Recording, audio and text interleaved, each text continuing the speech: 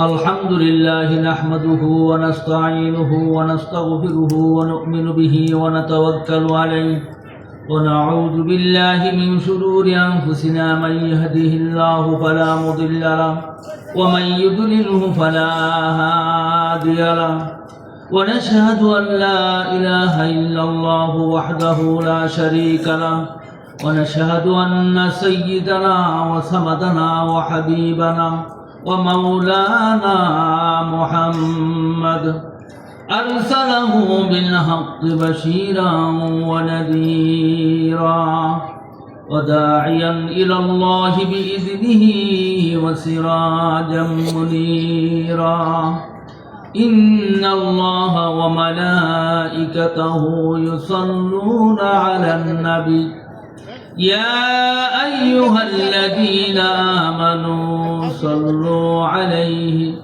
وسلموا تسليما اللهم صل على محمد وعلى آل محمد كما صليت على إبراهيم وعلى آل إبراهيم إنك حميد مجيد اللهم بارك على محمد وعلى آل محمد كما باركت على إبراهيم وعلى آل إبراهيم إنك حميد مجيد بلغ العلا بكماله كشف الدجى بجماله حسنت جميع خصاله صلوا عليه وآله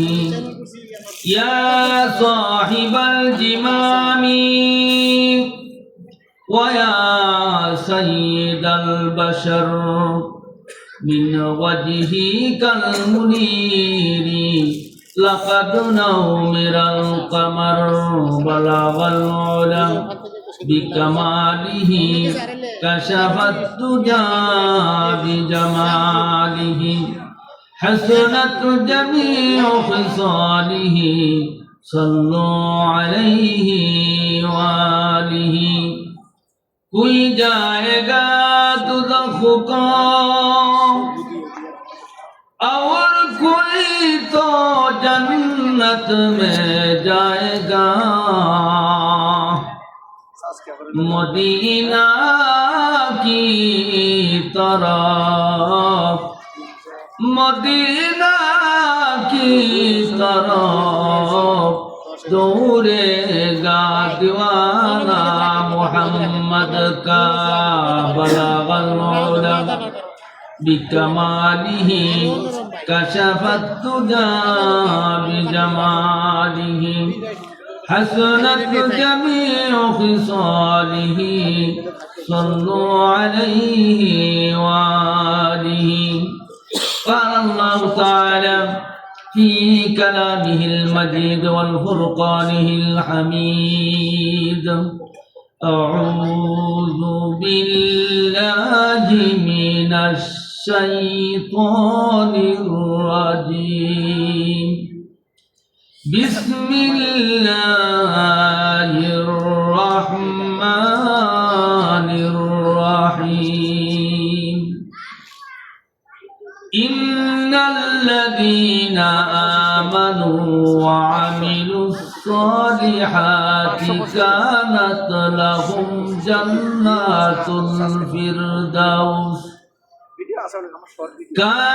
لهم جنات الفردوس نزلا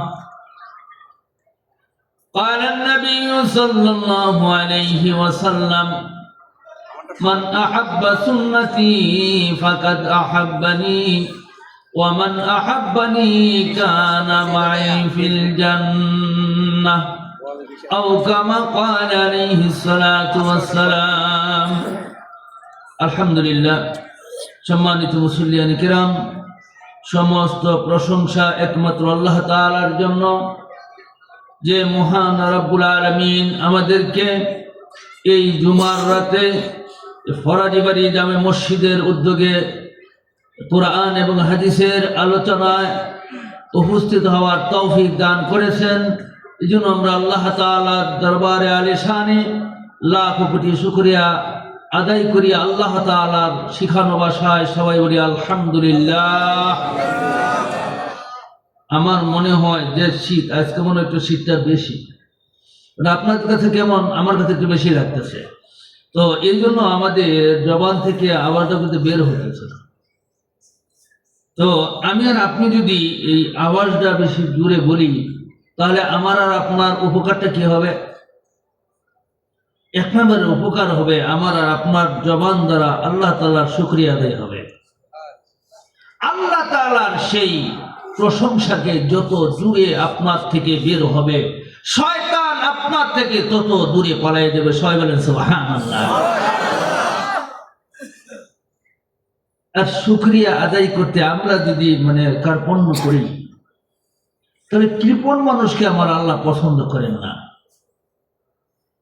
তাই আল্লাহ পাক কোরআনে কারীমের মধ্যে ইরশাদ করে দিয়েছেন, লাইন শাকারতুম লাযিদান্নাকুম ওয়া লাইন কাফারতুম ইন্না আযাবি লাশাদীদ। শুকরে নিয়ামত নিয়ামতাত আবুদু কুনাদ, শুকরে নিয়ামত নিয়ামতাত আবুদু কুনাদ, কুফরে নিয়ামত নিয়ামতে তাবর কুনাদ।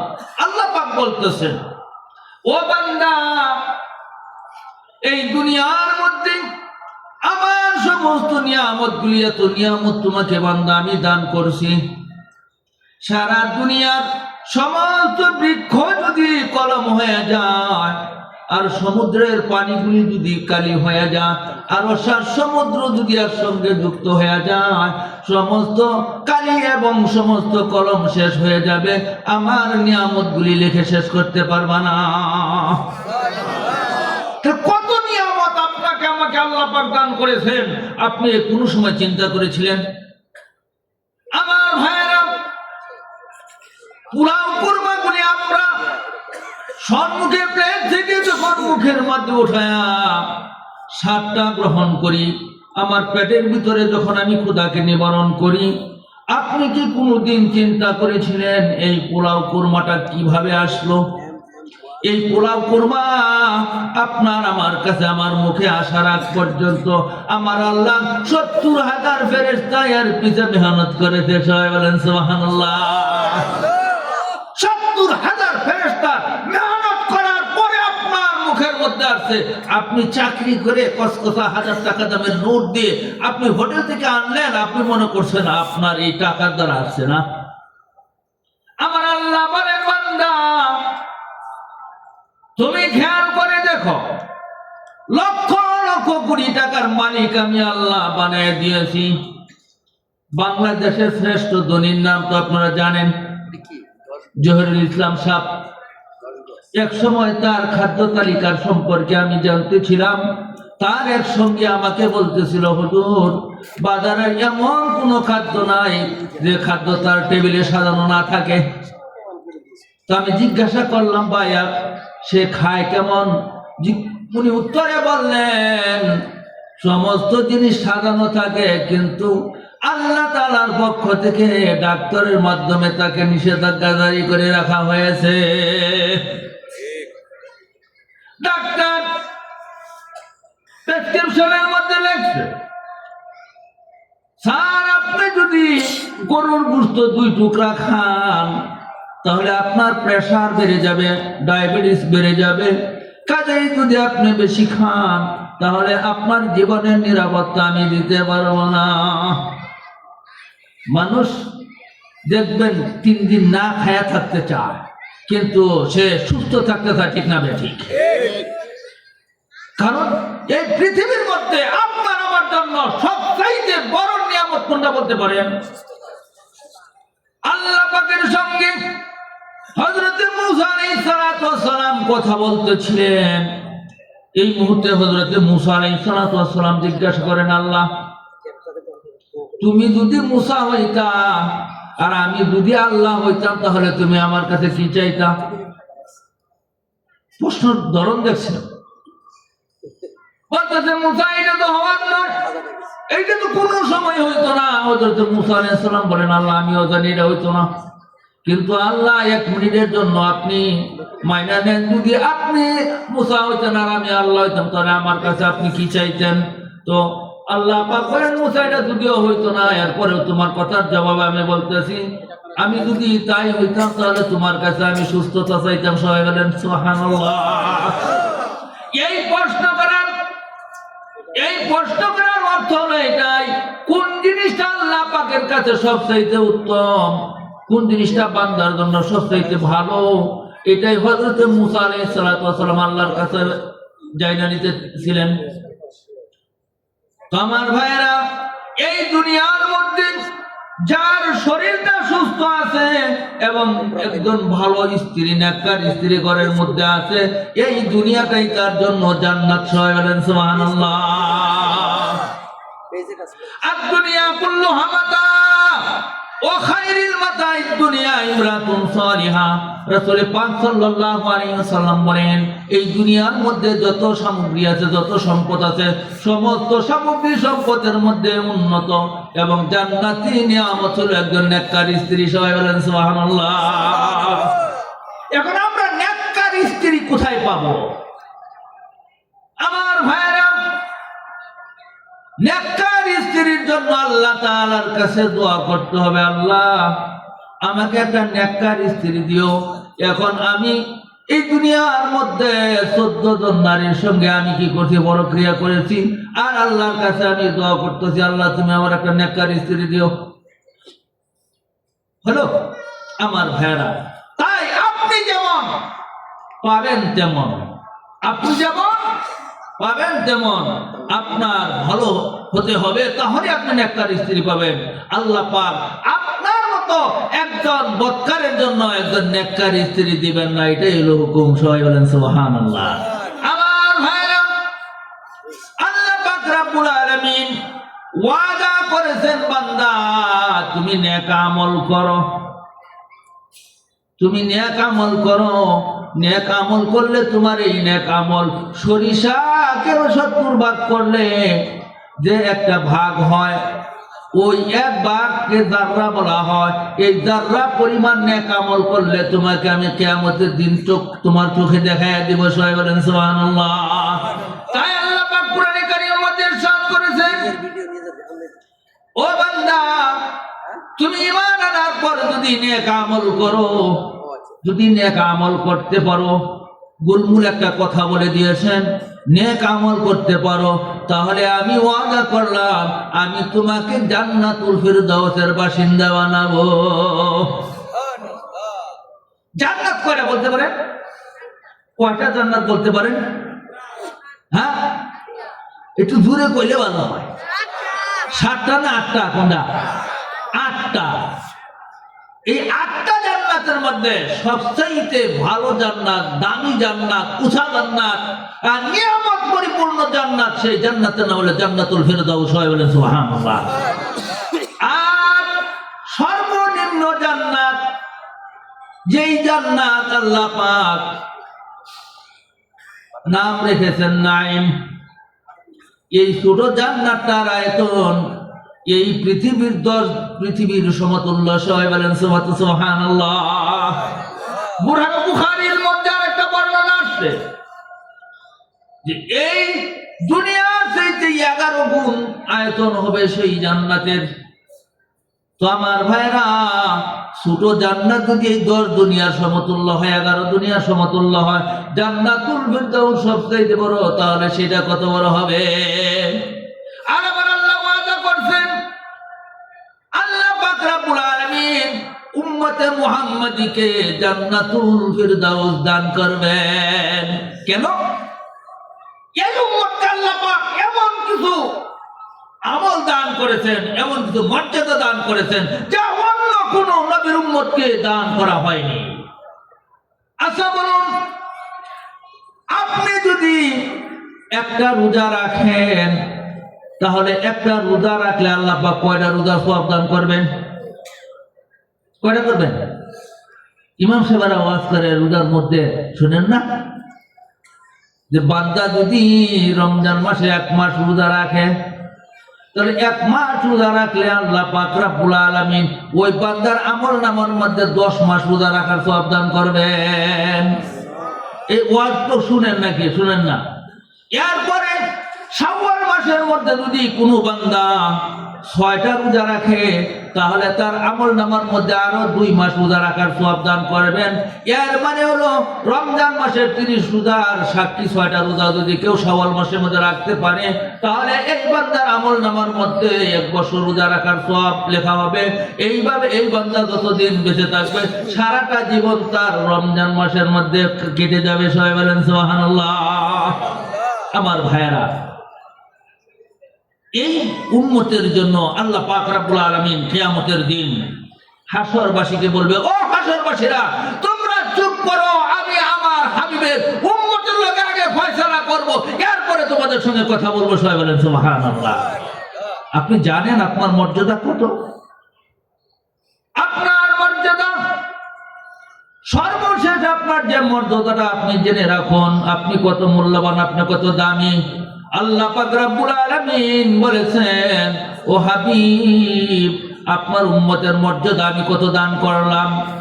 ততক্ষণ পর্যন্ত কিয়ামত সংঘটিত হবে না যতক্ষণ পর্যন্ত এই উম্মতে মুহাম্মাদী একজন আল্লাহ আল্লাহ বলনেওয়ালা থাকবে। সবাই বলেন সুবহানাল্লাহ।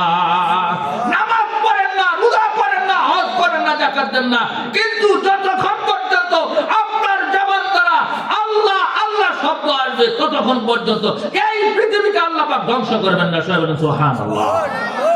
তাহলে আপনার কত দাম, কিন্তু আপনি কি জানেন আপনার এত দাম? এত দামি মানুষ হয়ে আপনি কিভাবে চুরি করেন?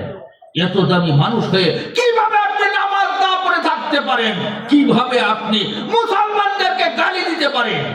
কিভাবে আপনি আপনার ভাইকে, আপনি আপনার ভাই থেকে আপনি আত্মীয়তা ছিন্ন করতে পারেন? আপনার বাবাকে দেখতে পারেন না, আপনার আত্মীয় স্বজনকে আপনি দেখতে পারেন না। আহা, আপনি তো চিন্তা করুন।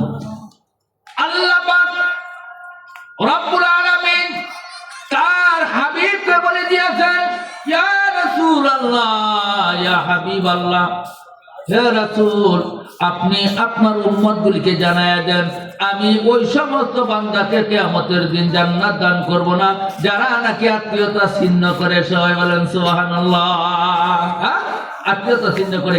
আমার আগে উনি বলে গেছেন, হযরত কত সুন্দর কথা বলে গেছেন, আমি শুনলাম কিন্তু ভিতরে বসে বসে। উনি যে গাইডলাইন দিয়ে গেছেন, এই গাইডলাইনকে যদি আমরা ফলো করি, তাহলে এই মানুষটা সংশোধন হওয়ার জন্য, জান্নাতে যাওয়ার জন্য তার রাস্তা ক্লিয়ার। কিন্তু আমরা তো রাত ভর শুধু ওয়াজ শুনি, আর এখন ওয়াজের তো মৌসুম। এই মৌসুমের মধ্যে আমরা তো ওয়াজ শুনি, এরপরে আমাদের ওয়াজ পকেটে পকেটে, ঠিক না ভাই? ঠিক। এখন বক্তার চাইতে শ্রোতারাই ভালো বক্তা, ঠিক না ভাই? আমার ভাইয়েরা, খায়রুল কালামি কাল্লাহ, ভালো কথা অল্পই যথেষ্ট, ঠিক না ভাই? ঠিক। আমার ভাইয়েরা, আল্লাহ পাক যে কথাটা বলছেন, ইন্নাল্লাযীনা আমানু ওয়া আমিলুস সালিহাত, যারা ঈমান আনলো আর আমলে সালিহা করলো, এই সমস্ত বান্দাদের জন্য আমি ওয়াদা করলাম, আমি এদেরকে জান্নাতুল ফিরদাউস দান করব। আপনারা কি জান্নাতুল ফিরদাউস চান? জান্নাতুল ফিরদাউসের বাসিন্দা হইতে চান? তাহলে কি ওই বাজারের মধ্যে চার দোকানে, পানের দোকানে, ওই কেনাকাটার মাধ্যমে ওখানে দাঁড়ায় থাকলে কি ওই বান্দা হতে পারবেন, নাকি মঞ্চে আসতে হবে? আসতে হবে। তো যে সমস্ত ভাইয়েরা ওই বাজারের মধ্যে আছেন, দোকানপাটে আছেন, আমার ভাইয়েরা, এখানে অনেক সওয়াব বিতরণ হইতেছে, অসংখ্য সওয়াব বিতরণ হইতেছে, এমন সওয়াব যেটা মৃত্যুর আগ পর্যন্ত দেখা যাবে না, বোঝা যাবে না। আমার ভাইয়েরা, আসুন আসুন, সওয়াব বিতরণ হইতেছে।